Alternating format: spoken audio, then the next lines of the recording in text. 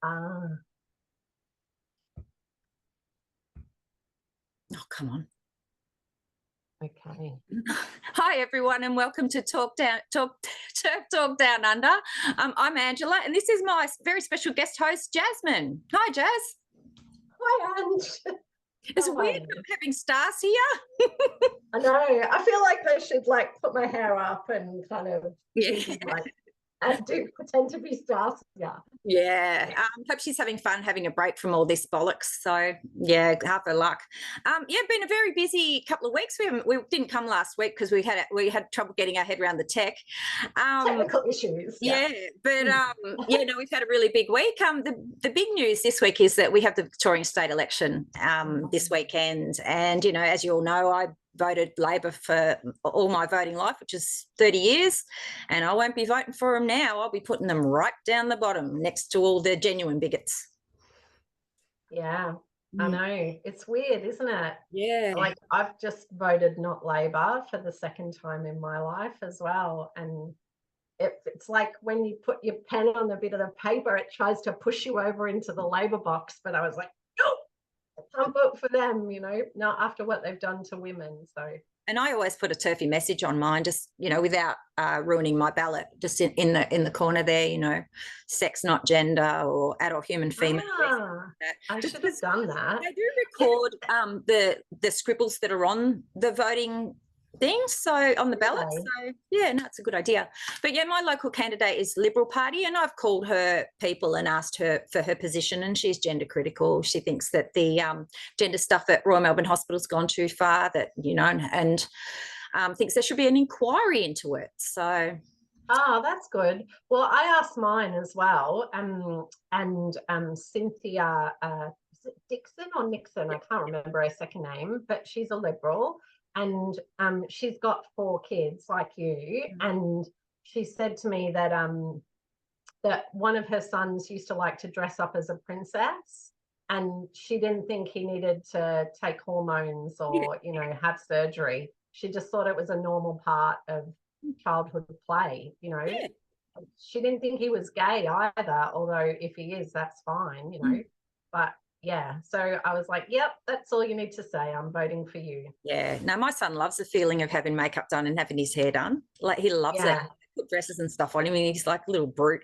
And he's got my baby boy, he used to dress up as remember that Disney film Merida, the Scottish princess? Yeah. And because he had red hair, so his big sister, like my eldest, used to dress him up as Merida. So cute. And now, some parents go, my God, my son's trans, and, cut his bollocks off. It's just crazy. So you've got a trans-identifying male as a candidate in your electorate, yeah? Yeah. I mean, I'm guessing something about the Adam's apple and the kind of blokey look. Yep. So he's called Chloe, what is it? McKellar or something like that. And he's got the rainbow stripe down the side of his electoral posters. So I'm pretty sure he's a trans identifying person. He has they in his I'm just calling him a he. Yeah. Chloe, I'm guessing he thinks he's a woman, but anyway, hopefully I've not incorrectly identified him, but yeah, I'm pretty sure he's trans identifying. Out these parts, because we're both in Melbourne's outer east, they're quite conservative, so it'd be interesting to see how he polls. Normally I would be like, yay, someone a bit different, and a young person and progressive in that, he's obviously, promoting the rainbow, which I used to support. And so normally I'd be really encouraging of a candidate like that. But now, because of the trans agenda, which they all seem to follow, and the weird thing is, if you speak to older trans-identified people, even ones that have recently transitioned, most of them are relatively open-minded about, they'll say to you, look, I don't agree with childhood transition. I don't agree with, rapists in female jails. I don't agree with, men in women-only rape crisis centres. But all the young ones are like, nah, unconditional, trans people should be going everywhere.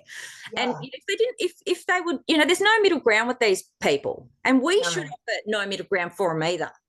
Yeah, no, I totally agree. I mean, I used to, respect the pronouns or use the same. pronouns. And like I will in person, like I've worked with 2 trans identifying people and I just refer to them by their female name, you know, like, but I try not to use their pronouns because I feel coerced. You know? Me too. Like, I don't see you as any kind of woman. Why should I, you know, like affirm you in that way? But yeah, this Chloe bloke, he's running as an independent. Oh yeah.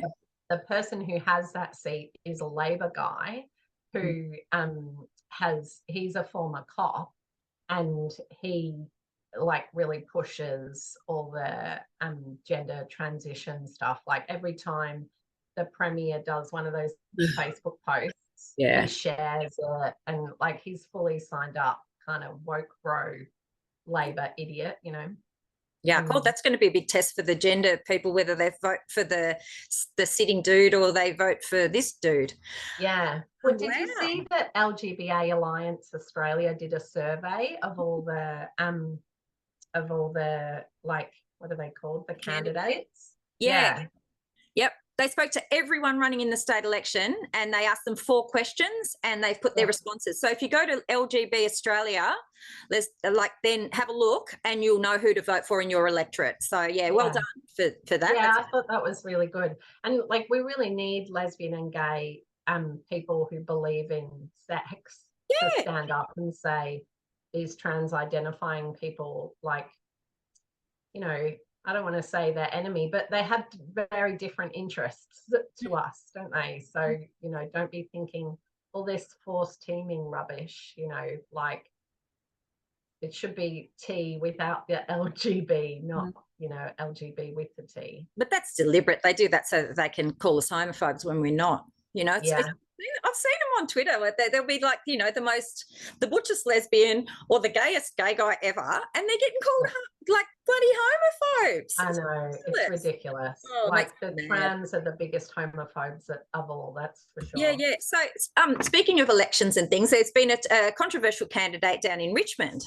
There's a woman who identifies as Aboriginal, and apparently her family have come out and said that she's not. All the media. This is Lauren, isn't it? Lauren, someone or other, The media, including the ABC that is on the gender Kool-Aid, has come out saying, oh, that's not acceptable, you know. So you're not allowed to identify into a different race. But as we know, identifying into a different sex is perfectly acceptable. And the fact they can't see their hypocrisy makes my blood boil. Yeah, mine too. Like, racism's not okay. Blackface, not okay. Woman face, good to go. Bollocks. But so at least they ran pronouns, that woman. I saw her on like LinkedIn when she first came out as the candidate for Richmond, I think. And she's they, she. It's just like, right, okay, whatever that is, you know. Well, they reckon the Greens are going to get, you know, more candidates up at this election because they're an inner city party. I've actually noticed more than any other time with this election that's coming that the focus is on the inner city. Then Andrews even voted in the city instead of voting in his own electorate. So I hope there's some real pushback from people in his electorate for that, because that is insulting. Yeah, for sure. I kind of feel slightly safer living in the suburbs because there's just like that little bit more of sanity in the suburbs. There's a crazy inner north greeny kind of seats like Richmond and Northcote, and where they're suggesting the Greens are going to pick up some seats. Like, that's where it's full Wokesville, you know. As we know, women get bashed for being TERFs in those places. I was at footy the other night because my son's doing the summer league and he plays for the under 12s or something, and they're all yelling, oh, come on boys, you know, come on boys. But one of the players on the other team was actually a girl, and they'd yell like, come on boys and girl. So I don't think they're not going to get very far out here, the gender woos.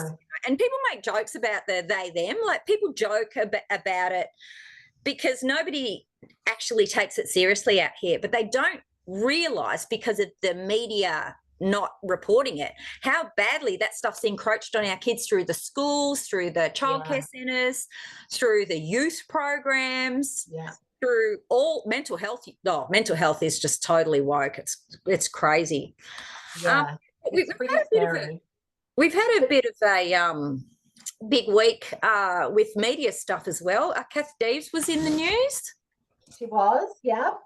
She had a go at Thorpe about men in women's sports. It's like, could you pick a more obvious sport where like men should just not be competing with women than swimming? Maybe boxing or weightlifting. But like, what a prick. Yeah. I mean, he's a gay man, isn't he? Yeah, he's gay. He's 6 foot something, and his shoulders are out here. He's a massive unit, and he's saying that men should be allowed to swim against women. And if you have a look online for the comparison between male swimmers and female swimmers, it couldn't be more obvious that men have all the advantages. So for him to come out as both a traitor to, you know, same-sex attracted people, but also like a horrible misogynist, it's really disappointing. You know, he's one of the few people in the public eye that everyone in Australia really likes. Yeah. You know, he's managed to a few controversies, but he's managed to stay out of the worst of it. So it's real disappointment. Yeah, I was so happy that Kath stood up, and she had that piece, and then she also did a piece, I don't know if it was in the Spectator, no, I think it was in the Daily Telly, about don't call me homophobic, you know, and she talked about like her family member, I think her brother's gay, and she just officiated, you know, because she's a lawyer, at a gay wedding on the steps of what's it called, the Sydney Opera House. And it's just like, bless her, you know, like I know during the election campaign back in May, you know, she was really hurt by people saying that she was homophobic, and just like could not be further from the truth, you know, just because she stands up for children not being, you know, like chemically sterilized and surgically mutilated, you know, they come at this, your homophobic rubbish. Yeah. But hey, just like back for half a second to the Victorian State Election.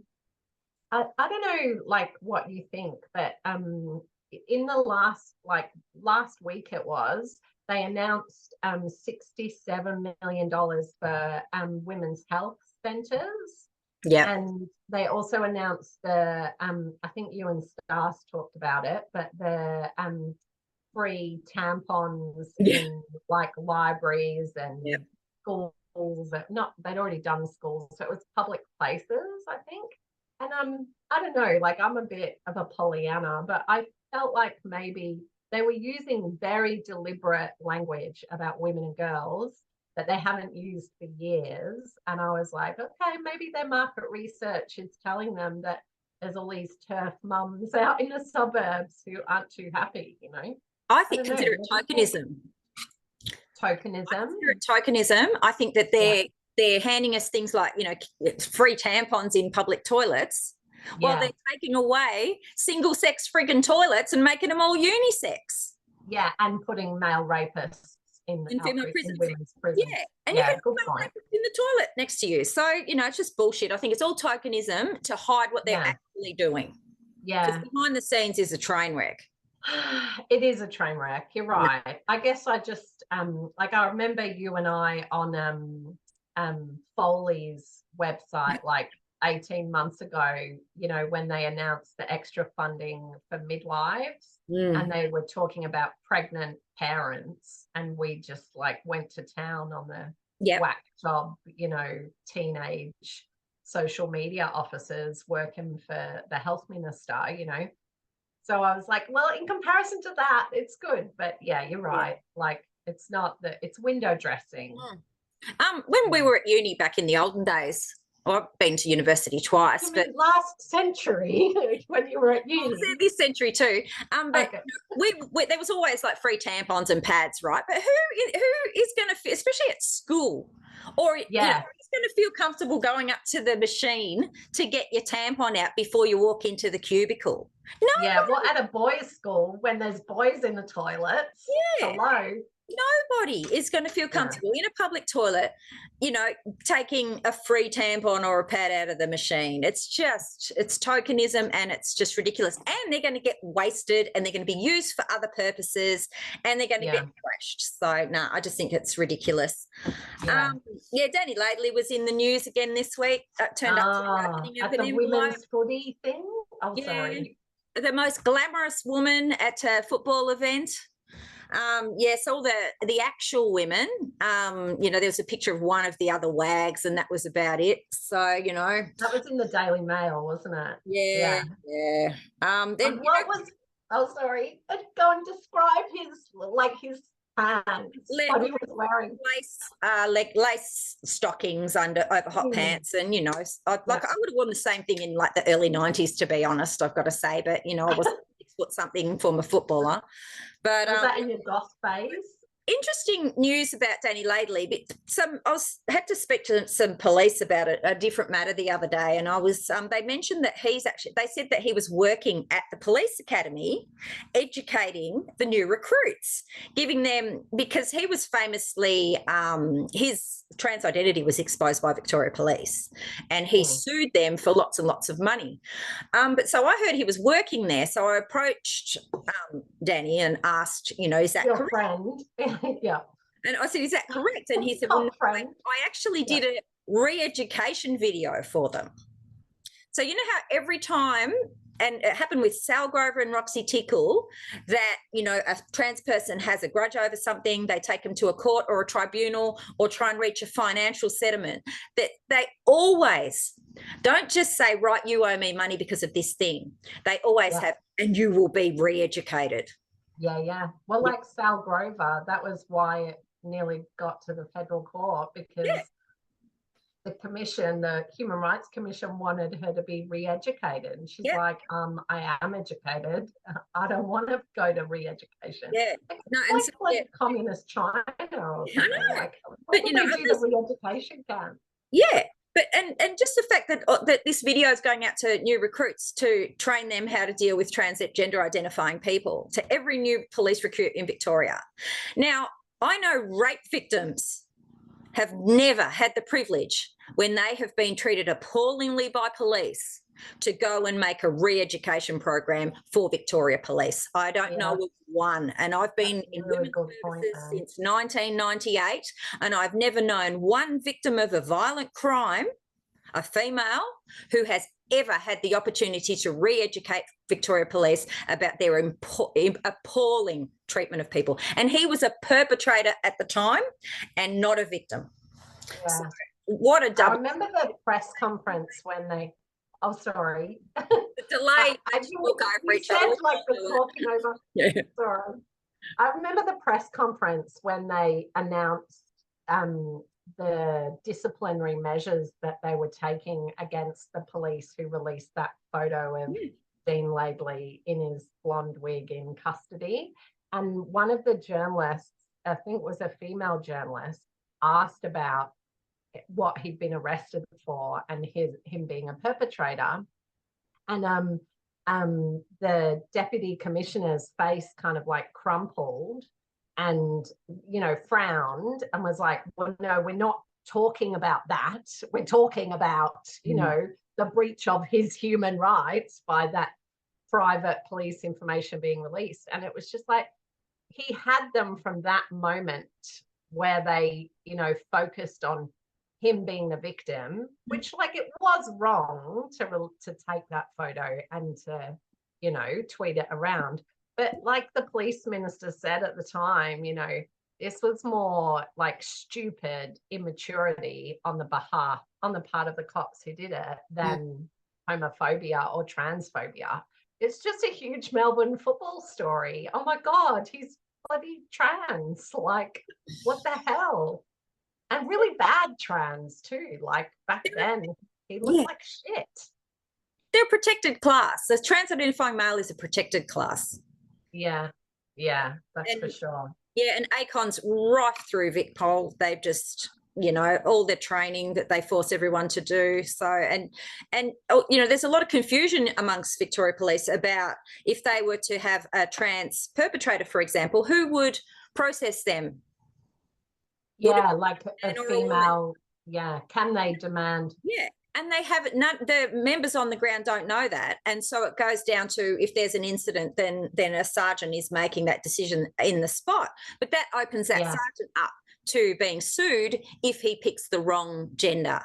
So, and the union really should get on this, you know, because like as we've seen in police forces who are, you know, 5 years ahead of us, like in the UK and Canada and stuff, if they don't protect their female police officers or their male police officers, then, you know, like crazy trans people who, you know, are probably the ones who are most likely to come in contact with police, the ones who are having trouble with, you know, being law abiding, like they're going to take advantage. So, you know, you've got to be clear, like you don't, just because you identify as the opposite sex doesn't mean you can compel someone to treat you that way.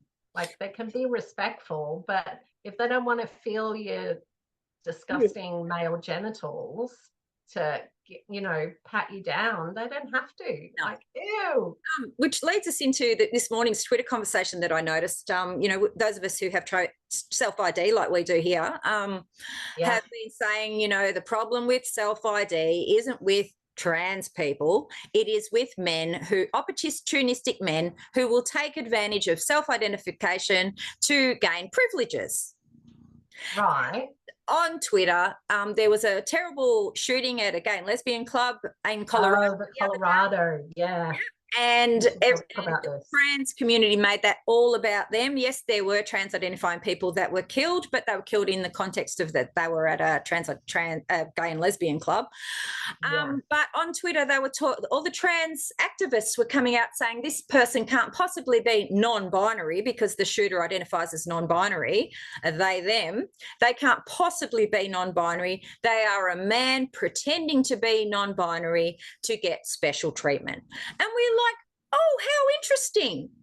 Feminists have been saying that for years, that that's what they do, you know. Oh, yeah. So we pointed it out to them, you know, and I think this is it. The public is starting to wake up with, hang on, that doesn't make sense. Yeah, I hope so. Did you see his dad, Ange? No, I didn't. Oh my goodness. So his dad is a Mormon Republican former porn star, and he was interviewed on this, like, you know, where is it, Colorado, you know, Colorado TV Live or something, and he sounds drunk, I kid you not, and he's like, oh, I heard he has they pronouns, and I thought, oh shit, is he gay? Journalist is just like, oh my, like, back away from your homophobic comments, like tried to kind of mold him into, you know, less crazy sounding kind of commentary. Well, sorry, go on. If he's a porn star, then you can see where he got his attitude towards you know, women and same-sex attracted people from, you know. So and I think his dad's about as involved in his life as Meghan Markle's dad has been in her life. Like, it seems like they're estranged. He really shouldn't be commenting, you know. But did you see they bashed him up, the bloke, like the baby? Yeah. Like, it looks pretty bad. I mean, I guess he did kill 5 people and injure 17, so you'd probably do anything to stop it. Horrific thing. The shootings in America, particularly at gay venues that are specifically targeted, just horrendous. Absolutely horrendous. So bad. Yeah. They just take their guns off them. That's what they need to do. But, you know, they think they know best, don't they, the Americans? They do. Yeah. But, you know, we've got our own horrible criminals here in Australia. We do. Oh, my God, we've had quite the week. Yeah. Like WA. The WA story really is just shocking. Yeah. A habitual pedophile who has been jailed numerous times now identifies as a woman and is taking hormones, stopped taking the hormones and reoffended as a pedophile, got sent to court, and the judge let him off because he's on his hormones again. Yeah. So well, that judge has never. Names. let's not get away. Name. Let's use their names. I'm like, okay, so his name is, actually, no, I don't know his name. I know the New Zealand bloke's name, but the judge, WA Supreme Court Justice Corby. So he's the one who, because he was out from his jail sentence. He's been out since 2015, but he's been on one of those, you know, like you've got to check in with the police station, and you know, and they changed that, and like positively, the WA police actually tried to keep him on the same. Is it a corrections order? I don't know what it's called, but so you know, a lot of surveillance. But the judge said, "Oh well, no, you know." He's now transitioned to a female, and apparently he's on female hormones, which they reckon is like suppressing, libido suppressant. So it's like, right. So because you're like ripping on your fetish, taking female hormones, like that makes you safer, which is what the judge said, that he was like safer, less of a risk because he's transitioned. That he's taking female hormones. That judge did zero research because, you know, it is obvious via an online search that males who transition offended exactly the same rate as if they didn't. Yeah. So that it has no impact at all. Yeah, and that dodgy prick, he apparently he colluded with another child rapist in prison, and they planned to open an orphanage in Thailand. Yeah. Ugh. And so you just imagine he was going to be the mum in this orphanage, and then this other pedo was going to be the man. And the other pedo had been recruiting single mothers to work in, it was going to be like a sewing factory, come orphanage, come child brothel. Just like, oh my God, like, could you get a more, like, I shouldn't smile, like, could you get a more disgusting child rapist?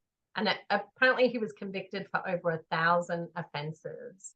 And this in states that have judged. In states that have self-ID, he would be recorded as a female committing those crimes. The media would say that it was a female. Now, that was in the West Australian newspaper. The Victorian newspapers didn't pick it up at all. Now, that's major news. Yeah, it was in the Daily Mail, thankfully. If a pedo gets off, that is a news story that gets around. But since it's a trans-identifying pedophile, silence. Yeah. Well, I mean, Claire Chandler put it, bless her, on her Facebook page. And and then the Daily Mail did write about it as well. And the Daily Mail, it's good sometimes, like when the offenders are really freaking offensive, like your mate Richard Pusey, I know you follow him quite closely, or who was that other one? The rapist in South Australia just last month. Jones here in Victoria, but Lisa Jones's crimes were reported as female crimes. Yeah, that's right. But it seems like when because Lisa Jones, like, I mean, he's a child rapist, so that's horrendous. I think he raped his own daughter, didn't he? But I do feel like for the really bad ones, you can tell what the journalist thinks, because instead of it being right down the bottom where they say they have a transgender past, or, you know, he used to be known as, or she used to be known as, it's like a photo. They'll have the most hilarious, like, bloody bloke photo, like right at the top, and then in like paragraph 2 they'll identify their transgenderiness. But yeah, I mean, you're right, it's horrendous that they use she at all. The left-leaning Melbourne papers would just say she, and they wouldn't have a photo because they were complete. Well, the Age with the Colorado thing, it said that they have they them pronouns, and then the ABC radio, I heard they interviewed like the sergeant or something, whatever they call them, the sheriff in Colorado, and he said it makes no difference to our investigation that they are non-binary. And I'm just like, right. Isn't it kind of relevant that like this alleged community is killing other parts of this alleged community? That seems important to me. See, we saw Kelly J from Standing for Women was in America last week, and we saw there were a whole bunch of violent and pervy protesters against her speaking, and the police just stood back and let them get away with crimes that if any of us normal people had done, like flashing, pretending to masturbate, spitting in someone's face during COVID times, all of those disgusting things, if you did that in the street down here, you'd be arrested. And the police just stood there and watched these young men, because they were young men mostly, doing it towards middle-aged women, mostly. Yeah. Well, I mean, at the New York protest, they said it was unsafe to escort Kelly J through to the protest. So she was like on one side of the barricades but I mean, the New York police, like, you know, I'm a bit of a softie for the police, Ange, like they did in the end, sorry, like they did in the end arrest them, like that, you know, there was the bloke who's actually a woman, like the long blonde one, who's been a model since she was 10 or something and then transitioned. Who was super aggressive, like you could see the testosterone kind of dripping out of her pores, you know. They did arrest that one and the bloke who was pretending to be a woman, the curly haired one, afterwards. But yeah, they should have arrested them all, like, you know. Yeah. Oh, anyway. madness. But did you see the industrial relations media coverage about like the Fair Work Act? That was the other thing, like, that I noticed during the week. The federal government, the Albanese government, are trying to change the industrial relations laws, I think, you know, to make it more union friendly. I don't really know what they're doing, but one thing they are trying to do is to put gender identity in the Fair Work Act as a thing that you can't discriminate against someone who has a gender identity, right? And you just think, oh my goodness, like what is going to happen to women and feminists of the working world if they do that? Yep. Well, we're not going to, well, you know, they're going to say every time they miss out on a promotion, they're going to say it's because they were transgender. Yeah. And, you know, I mean, like, of course, we don't want anyone to be discriminated against. Like, I would think it would be terrible if a man who transitioned to a woman, you know, whatever that means, if they lost their job. Like, that definitely shouldn't happen.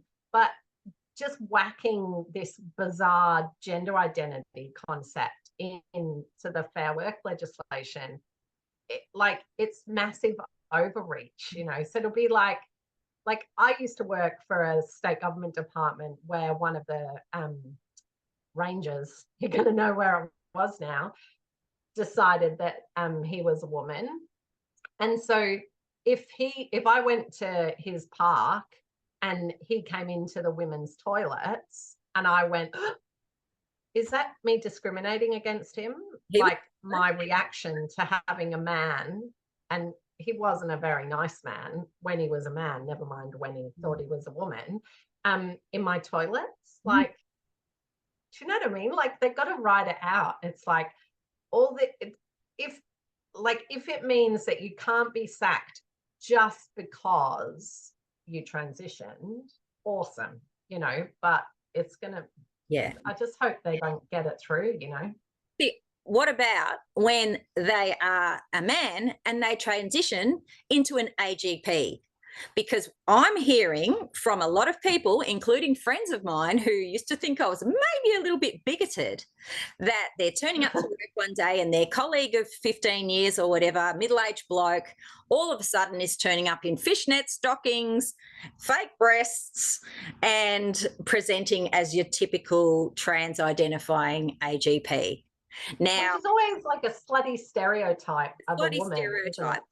That man, if a woman did the same thing, she would be reprimanded. Now, these industrial relations laws will mean that that person can do whatever the hell they want. There's that famous Family Guy clip where the trans person's looking at porn at the bar, and the guy leans over and it says, "Excuse me, no porn at the bar." And he said, you know, "I'm transgender." And the barman goes, "Yeah, do whatever you want all the time." And that's what it's going to become in the workplace, where this trans person is going to dictate to every single other person in the workplace what's happening. Now, I had a friend months ago ring me and say, "Oh my God, this is a person who thought I was a little bit, maybe, you know, should be nice and be more accepting. And, oh, you know, do you really have to speak out about this?"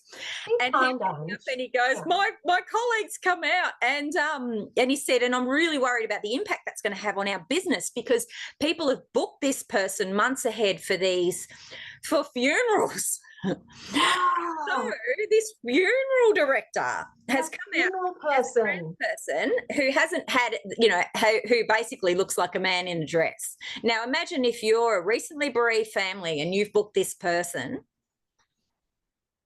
That's going to have a huge impact on the business. This is your issue. Do not involve me in your psychodrama. Like, I don't want, you know, I mean, and that's the thing. It's like when you're in a customer-facing role,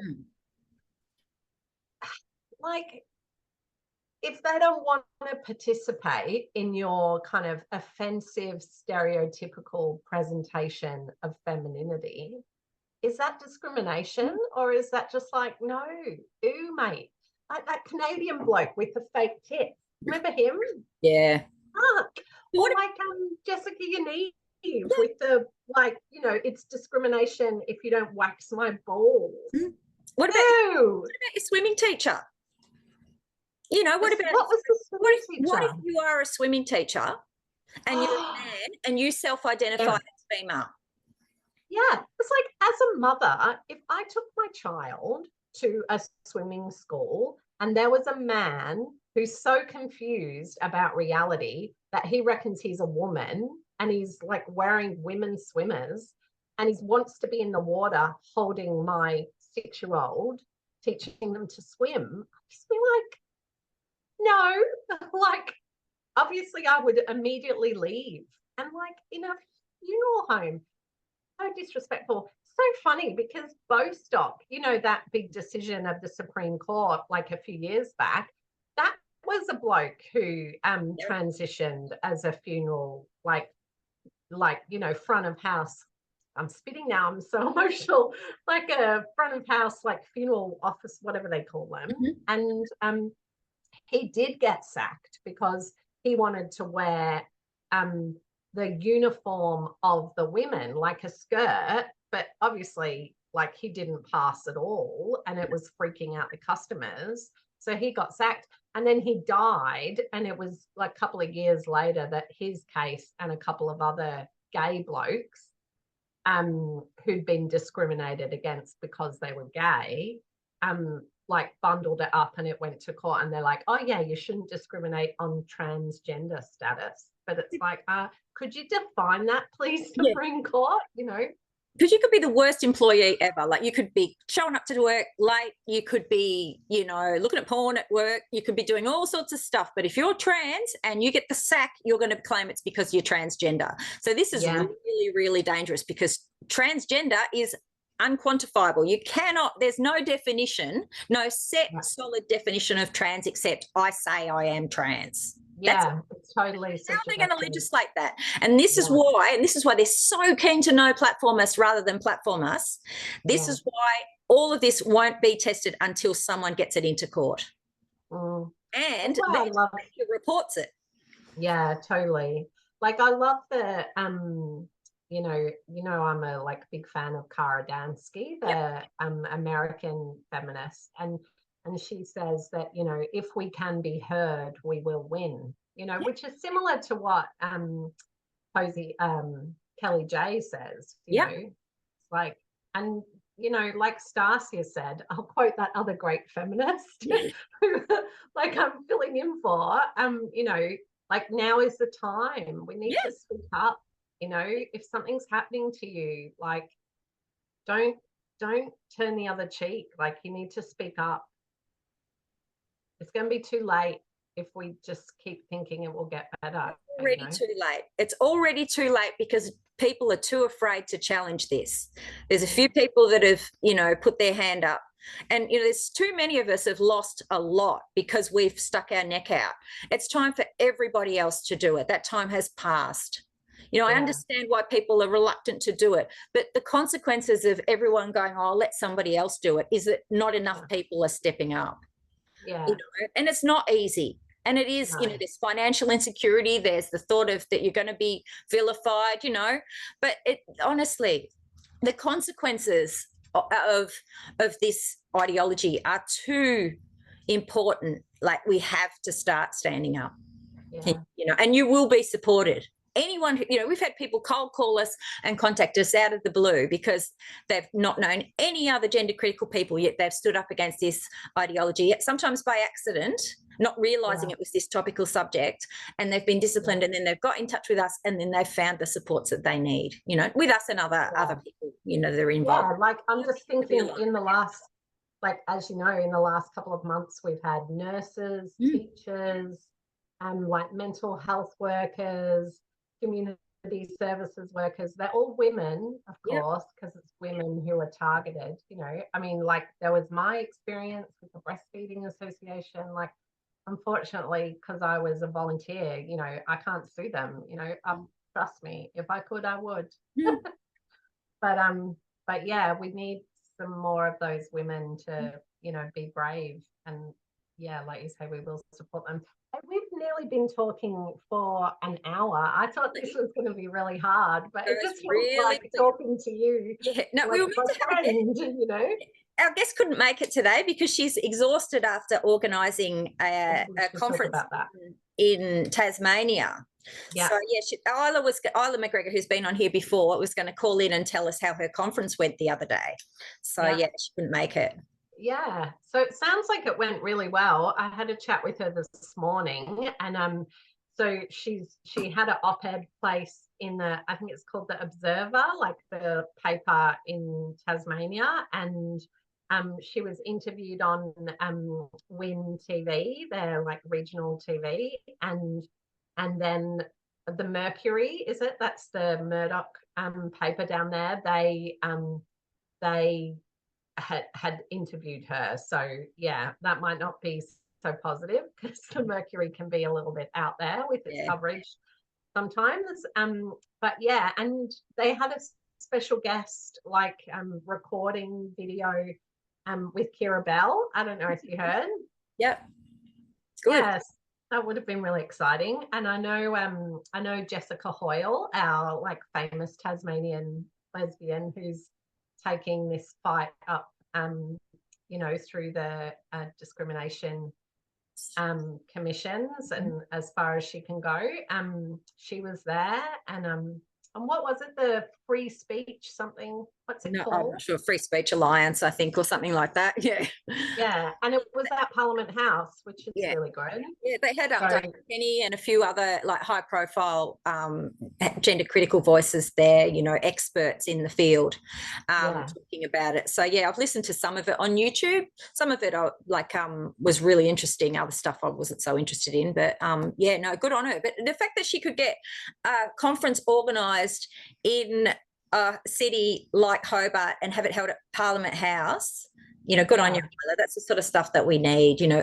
This is one thing that we're lacking in Melbourne, is that, you know, the ability to meet regularly and talk about this stuff, you know, without, because we've had such a massive amount of counter protest here. Like, we've had women assaulted in the street for being gender critical, that women are reluctant to come out and support things like this. But you know, there's a big event happening in March that was announced this week, which we are hoping will get all the women women and others who have never been to a Terfy event to come out on the street. And if this is on, you know, like, so Kelly J has announced that she is coming to Australia. She is coming to Melbourne, Sydney, Brisbane, and Perth. 4 cities. Yep. Amazing. They are a lovely lady who's from the UK but currently living in Townsville has also offered to do a Standing for Women Locals Twitter and Facebook page where people are interested in following the tour and the dates and, you know, wanting to know stuff about it, they will be able to follow that to keep up to date. So look out for that. It'll be Standing for Women Locals Australia. That's coming out in the Facebook page, Ange, or pardon? Is that a Facebook page? Facebook and Twitter. Yes. Okay, cool. Yeah, just specifically for Australia. I got kicked off Twitter. Yeah, and she's also Kelly J for her Terf Talk Tuesday. Wonderful name that. She has introduced a toll-free number for Australian and New Zealand callers. So yeah, so you can ring her up. And someone rang up the other day and told her that she should come on this show, and she said, they haven't invited me. Kelly J, you don't need an invite. Come on here whenever you want. Invite yourself. Exactly. Everyone else. So exciting. We're really struggling to get, we've struggled in the past to get guests because so few people are, you know, able to speak out in their own name with their own identity. But, you know, if you know someone who's got a really interesting story or who you think would make a wonderful gender critical guest, get in touch with us.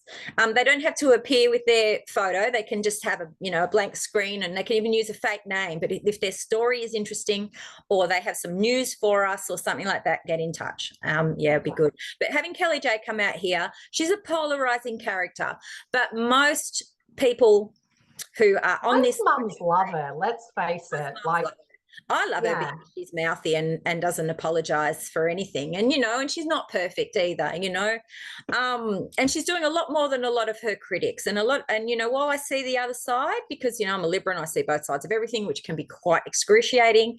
I can see the other side from the more left-leaning women. I can see why they think the way that they do, but I think anyone who can raise the profile of this cause the way that she has done should be commended and encouraged. And Australians are exhausted. The few of us that have been fighting this for years are exhausted. Shout out to Stars. An injection of her kind of energy is exactly what we needed at the time we need it. We need people in the streets. We need people public. We need a public profile in order to beat this legislation back to where it came from and give the people in charge a clear message that this gender bullshit, we're not having it. We're not having you castrate our kids. We're not having you take away all our sex-based rights. So, go Kelly J, we need you. Yeah.